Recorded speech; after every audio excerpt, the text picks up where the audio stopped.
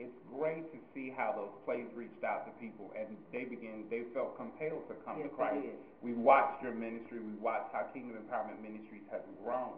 And so often mega churches have been considered money machines. Right. Pastors of mega churches have been considered money hungry. But I've heard that you, at your church, you give money away. Yes. Can you enlighten our viewers on today a little bit more about what's going on with the seed sowers at Kingdom Empowerment Ministry? Oh, wow. Seed sowers at Kingdom Empowerment Ministry have gone to another level. We've been in what we call the glory zone. And anything you plant in the glory zone comes up quickly. And what happened, it was one Sunday where we was planting seed, and I noticed that there were some others not coming up to plant. So then I just asked the question, how many did not have the funds to plant? And many, just raised their hand, and I asked them to come and stand. Then I asked my armor bearer to go into the back office and get money out of my pocketbook, or my billfold, and bring me the money to give out to those that did not have. And I didn't have that much. I had about $25, so that was $5 denomination. And in my mind, I'm like, there's more people standing up here than the money that I got in my briefcase. And oh God, what am I going to do?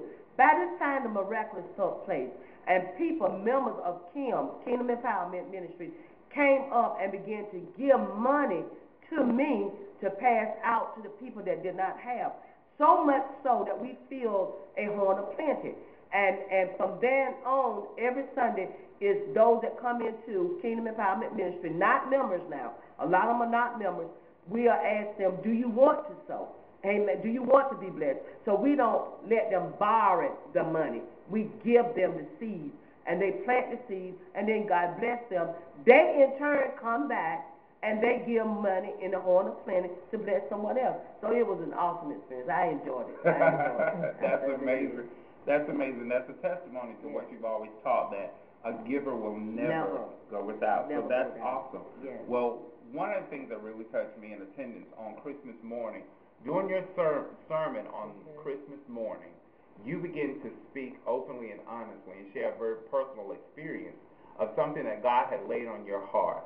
And you took it and you put it into mobilization and you went forward with it. And a lot of people's lives were changed. A lot of people were touched in a dramatic way. Can you share just a little bit of what God laid on your heart, that assignment, and how you carried that out? Well, God laid on my heart to be a blessing. And as you stated, I believe that a giver will always have to give. So this is how I train and empower my people to do this. And what happened, I would go to the stores and I would purchase something. Then I would tell the clerk to take $5 and put it on the next person behind me purchase. And I did it at J.C. Penney. I started there and I bought something, and then I left that amount of money, $5, with the clerk, and said put it on the person behind me. Then I tried to make a hasty getaway because I don't want any of God's glory. And I went to Subway and did it. And it just really radically changed my life.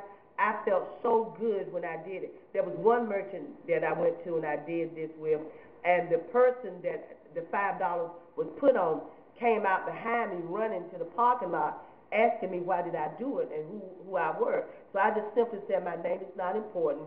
Give God the glory. This is something that God wants me to do, is to be a blessing to you. So this is something that God laid on my heart, and then the congregation began to do it.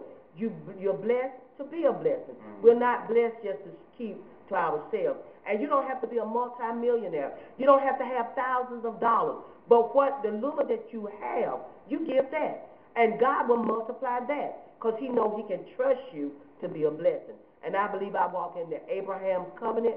I'm blessed to be a blessing. That's amazing. That's an amazing testimony.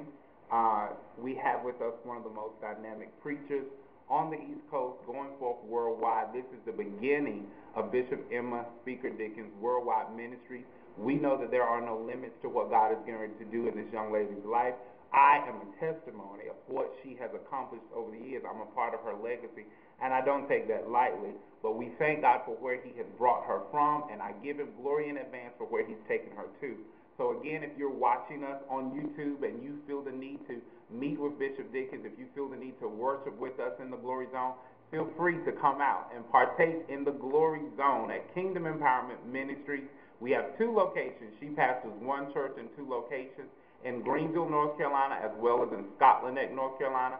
And as always, if you need to Google us, then stick us in the Google, email us, check us out, go in and pull up our address at 27441 NC Highway 125, Scotland Neck, North Carolina. That zip code is 27874, and we hope to see you soon, live and in the place. Thank you. Have a blessed day.